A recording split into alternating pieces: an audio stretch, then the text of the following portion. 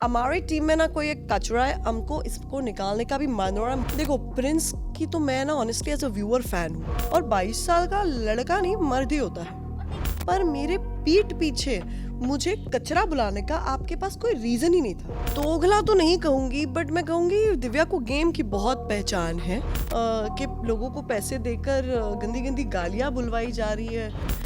ऐसे ये personal gangster type एनिमिटी मैं तो पहली बार देख रही हूँ। Too much love for Faizu, I have lot of respect for him.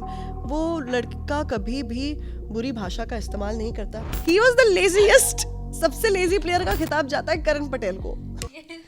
Grace में ग्लैमर, कॉन्फिडेंस में पावर। और आपने कहावत तो सुनी होगी कि कुत्ते जो हैं वो भौंकते रहते हैं, लेकिन जो शेर और शेरनी होती है वो अपनी दहाड़ कभी कम नहीं करते। और आज मेरे साथ द 50 के घर से डायरेक्ट निकल कर आई हैं रिद्धिमा पंडित। रिद्धिमा जी कैसी हैं? वाह, आई लव द इंट्रोडक्शन यार, मजा आया सुनकर। मैं बिल्कुल ठीक, आप कैसे? एकदम बढ़िया, क्योंकि ये इंट्रोडक्शन जस्ट मैंने अभी बनाया। मुझे बिल्कुल नहीं पता था कि आप शेरनी की तरह दहाड़ती हैं। आपके जो पिछले इंटरव्यूज़ मैंने अभी देखे अपने आंखों के सामने, जिस तरह से आप अपनी बातों को रख रही थी, वो एक शेरनी ही रख सकती है, क्योंकि और जो कुत्ते होते हैं उनके अंदर तो दम होता नहीं है। Thank you so much. मुझे ऑनेस्टली एक सेंस ऑफ रिलीफ मिला है आज जब मैंने इंटरव्यूज़ दिए हैं, तो मुझे दूसरों का पर्सपेक्टिव दिख कर आया है। एंड वरना इतने दिनों से मुझे लग भी रहा था कि ये दुनिया वॉर्प्ड हो गई है, क्या दिख नहीं रहा कि क्या गलत है क्या सही है, मेरे साथ क्या गलत किया जा रहा है, किस लेवल पे मुझे हेट भेजा जा रहा है, फॉर व्हाट, यू नो। एक एक गेम शो होता है, इसमें लोग खेलते हैं, इसमें लोगों की आर्ग्यूमेंट्स हो जाती है, बट वो जब ख़त्म होता है तब लोग आगे बढ़ते हैं यार। ऐसे ये पर्सनल गैंगस्टर टाइप एनिमिटी मैं तो पहली बार देख रही हूँ कि लोगों को पैसे देकर गंदी गंदी गालियाँ बुलवाई जा रही है। नॉट जस्ट टू मी, मेरे पूरे फैमिली मेम्बर्स के पीछे पड़ चुके हैं हाथ धोकर। यू नो, मेरी दोस्त, मैं आपको ये कहना चाहूँगी, एंड आई थिंक ये व्यूअर्स को पता चलना चाहिए। मेरी एक फ्रेंड थी, मैं उनके बेबी शावर में गई थी, मैंने उन्हें टैग किया था, उन्होंने जाकर उनको भी कुछ कुछ भला बुरा कहा है। You know, even to the unborn kid. Like ये किस लेवल की क्रूअल्टी, क्या मेंटालिटी से ये हेट इंसाइट कर रहे हैं मेरे खिलाफ। जो बेसिकली वो बोल रहे हैं, उन्होंने एक थ्रेटनिंग वीडियो डाला है और कहा है कि जाकर इनको दिखा दो। BITB, मुझे नहीं पता क्या है इसका full form, best in the business, I assume, I don't know, कि बता दो हम क्या है। और बोला रिद्धिमा जी आज आप चैन की नींद सो जाइए, कल सुबह देखो आपके साथ क्या होता है, मैं आप पे हेट अभी तो शुरू करूंगा। Isn't this threat? I've got rape threats, I've got death threats. He's treating me like a soft target. So he needs to know that I am not a soft target. But I am not a target who can come to your level. So इसलिए मैंने एक legal team रखी है as a barrier in between. और मुझे Indian laws पर पूरा पूरा भरोसा है। जो बुलिंग और हरासमेंट के खिलाफ कुछ जो मैंने आवाज़ उठाई है, उसमें मुझे फुल्ली सपोर्ट करेंगे। आपको नहीं लगता कि आप बहुत ही शो में प्यारी थी और कहीं इसकी वजह से, और अब कम बोलना, ये सब चीज़ें जो है इसलिए आपको किया जा रहा है, क्योंकि वहाँ पर और भी लड़कियाँ थी और भी लोग थे जिन्हें शायद इस तरह का जो आपके साथ हादसा हो रहा है उनके साथ नहीं हुआ, क्योंकि वो चीज़ों को खुलकर रखती थी और आप शायद नहीं रख पाती थी। कहीं आपको लगा? इनफैक्ट मुझे लगता है इस पहली बार खुलकर कोई बात कही भी कि अपने से बड़ों की इज्जत करना सीखो। बदतमीजी is not the way to look cool. कोई एक छोटे भाई को करेक्ट करता है, ऐसे मैं करेक्ट करने गई, अब उसमें मेरे साथ और बदतमीजी की गई। मुझे लगता है आपको करेक्ट नहीं करना चाहिए था, आपको मुंह तोड़ जवाब देना चाहिए था। आपको लगता है देर से दिया, देर आए दुरुस्त आए, आज दे रहे हैं हम। पर अगर मुझे पता होता ना कि ये सामने मेरे एक ऐसे इंसान हैं जो करेक्ट होना नहीं चाहते, तो मैं कभी नहीं करती।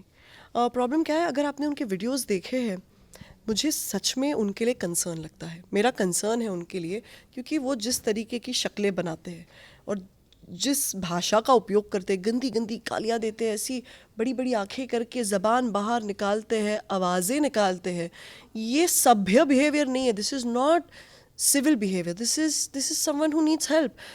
क्या है, हम जिंदगी में कुछ अच्छा करते ना, हमें डोपामिन हिट मिलता है, हमें खुशी मिलती है। ये जो है ना, जब तक लोगों को नीचा ना दिखाए, बदतमीजी ना करे, गालियाँ ना दे, गंदी गंदी चीज़ें ना बोले उनको, इनको खुशी नहीं मिलती। ये आपको सुन के आपकी शक्ल देखिए आप कितना डिस्कम्फर्ट महसूस करिए। I am living it every day. मुझे उस लेवल की हरासमेंट की जा रही, तो मैं आवाज़ ना उठाऊँ? आज मैं 10 साल से काम कर रही हूँ, मेरा एक कंट्रोवर्सी किसी के साथ कभी नहीं हुआ है, मैंने कभी किसी के बारे में ख़राब नहीं कहा, ना आज कह रही हूँ। तो मुझे क्यों इतना हेट का सब्जेक्ट आप करवा रहे हैं just because you have money to pay the trollers? Your followers are trollers, that's all I can say. Egoistic man है वो, ये कह सकते हैं, और ये अल्फ़ा मैन कह सकते हैं कि बनने की कोशिश कर रहे हैं। अल्फा मैन जो होता है ना वो असली मतलब मर्द होते हैं। ये तो एक डिस्टर्ब्ड इंसान है 22 साल की बॉडी में, और 22 साल का लड़का नहीं मर्द ही होता है। और देखिए बाहर निकलने के बाद भी हमारे मीडिया पर्सनालिटीज़ जो हैं उनसे भी ये झगड़ा, और फिर आपके साथ मतलब करण के साथ भी उन्होंने इतनी गंदी तरीके से उन्होंने बातचीत बिहेवियर, उनको मैंने जो देखा है शो में कि उन्हें बात करने का तरीका थोड़ा सा कम है, उन्हें पता नहीं है कि कौन हमारा सीनियर है क्या है। मैं वही उसे करेक्ट कर रही थी कि देखो आप सीनियरिटी का थोड़ा ख्याल रखो, तो उस पे वो गलत सलत जवाब देने लगे। तो मेरा भी एक बांध है, सब्र का बांध है, वो टूटा, तो उसमें कौन सी बड़ी बात हो गई? हो गया, वहाँ पे बोला, मैंने भी बोला, तुमने भी बोला, खत्म हो गया। आज मैं एक अकेली इंसान अगर बोलूँ तो मैं गलत हूँ, जो भी है सब बोल रहे हैं उसमें कुछ तकलीफ है, उसको लग रहा है उसने कोई बड़ा सा मूवमेंट शुरू कर दिया है। अब उसे कौन बोलेगा कि वो गिनती में नहीं है बाहर की दुनिया में? लगता है उन्हें इससे काम मिलेगा। हाँ, और शायद मिलता भी होगा, लोग होंगे ऐसे पागल जो देते भी होंगे, और वो उसकी किस्मत का कमाई है यार। पर ये परवरिश सही नहीं है। वो मेरी परवरिश के बारे में सवाल उठा रहे हैं। भाई हम तो जहाँ से आते हैं ये ऐसा नहीं है, इसकी कुछ गड़बड़ है फॉर श्योर। ये तो एक अलग मैटर हो गया, लेकिन एक और चल रहा है जहाँ कृष्णा श्रॉफ इस तरह की बातें आपसे कह रही हैं कि कचरा, ये मतलब मैं कह सकती हूँ कि एक सभ्य घर की लड़की, जिनके पिताजी, जिनके भाई। फैन हूँ जैकी सर की, आई लव जैकी सर। और कहीं ना कहीं I was very warm to Krishna. मैंने तो कुछ गलत किया ही नहीं। आप मुझे बता दो, आपने कुछ एपिसोड में देखा है कहीं मैंने उनसे रूडली बात की? भाई मैं तो उनसे बहुत दिल से बात कर रही थी। सडनली एक दिन उन्होंने मुझसे बात करना ही बंद कर दिया, पता नहीं उन्हें क्या खटका। कोई बात नहीं, वहाँ पे और 50 लोग थे बात करने को। मैं बोला नहीं करेंगे बात, आपको नहीं करनी मैं भी नहीं करूँगी। पर मेरे पीठ पीछे मुझे कचरा बुलाने का आपके पास कोई रीज़न ही नहीं था।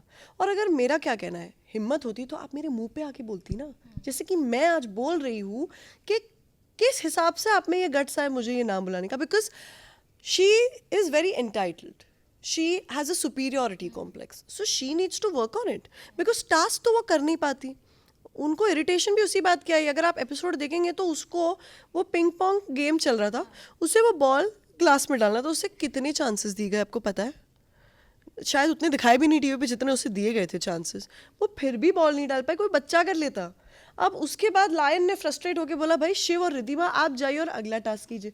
अब हमने किया और हम बखूबी जीत गए, तो अब उसमें हम क्या करें, यू नो। तो उन्हें थोड़ी जेलसी हो गई उस बात की, और वो बोलती मेरे को ऐसा टाइम पास टास्क देते हैं ना, मेरे को बिल्कुल नहीं पसंद। और फिर उसके बाद उन्होंने जाके सबको बुला बुला के बोला है कि हमारी टीम में ना कोई एक कचरा है, हमको इसको निकालने का भी मन हो रहा है, मुझे गेम इंटरेस्टिंग करना है। तुम क्या इंटरेस्टिंग करोगी बहन, तुम खुद इंटरेस्टिंग नहीं हो।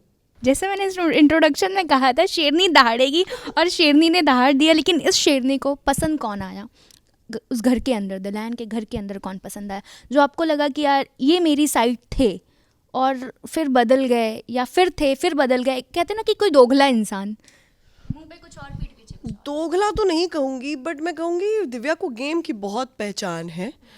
मुझे लगा था दिव्या और मैं बिल्कुल, तो शायद वो जानती है कि रियलिटी में थोड़ा माल मसाला ज़रूरी है। मेरी वो थिंकिंग नहीं है या, और शायद वो दैट कम्स अक्रॉस। मैं जैसी रियल लाइफ में मैं अंदर भी वैसी हूँ। मुझे अभी भी शायद बोलते बोलते रोना आ जाए, मेरे को अंदर भी वैसे ही होता है। तो अगर मैं एक बार वीक दिखूँ मुझे चलता है।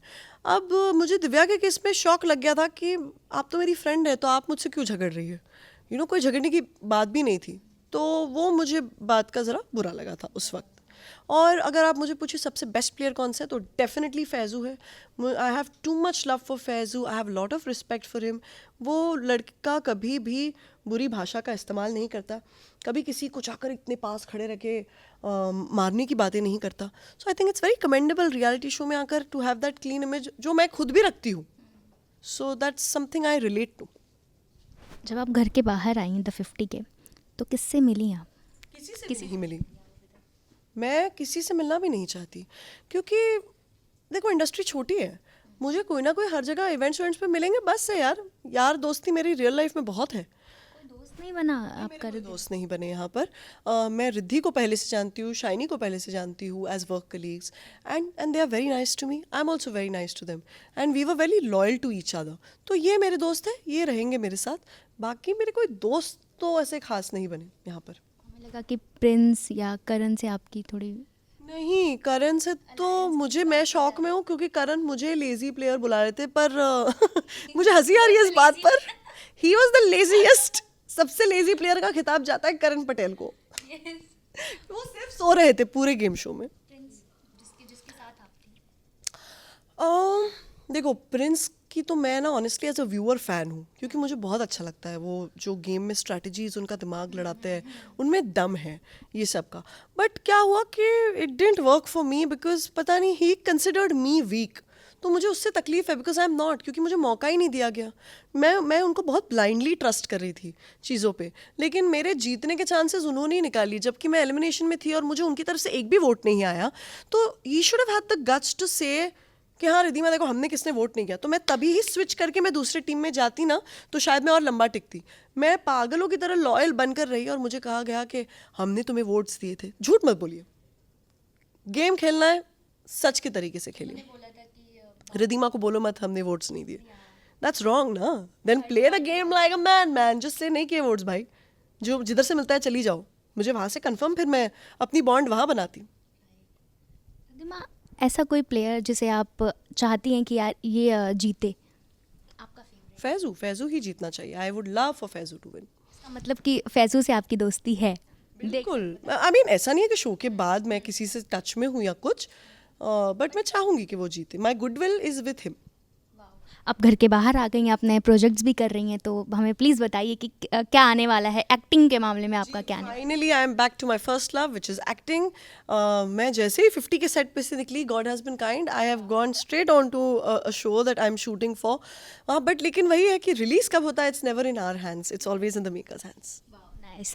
लास्टली क्या कुछ कहेंगे अपने ऑडियंस को, द 50 की ऑडियंस को जो आपको देख रहे हैं, और अपने खुद के ऑडियंस को? द 50 की ऑडियंस को मैं सिर्फ ये कहना चाहूँगी यार, क्या है ना, ये 50 नाम समझ रहे ना, 50 लोग थे, तो उस पर शाइन थ्रू करना ज़रा मुश्किल हो जाता है डिग्निटी के साथ। तो मैंने वही करने की कोशिश की। बाकी I am very very happy for your continuous support. Thank you so much.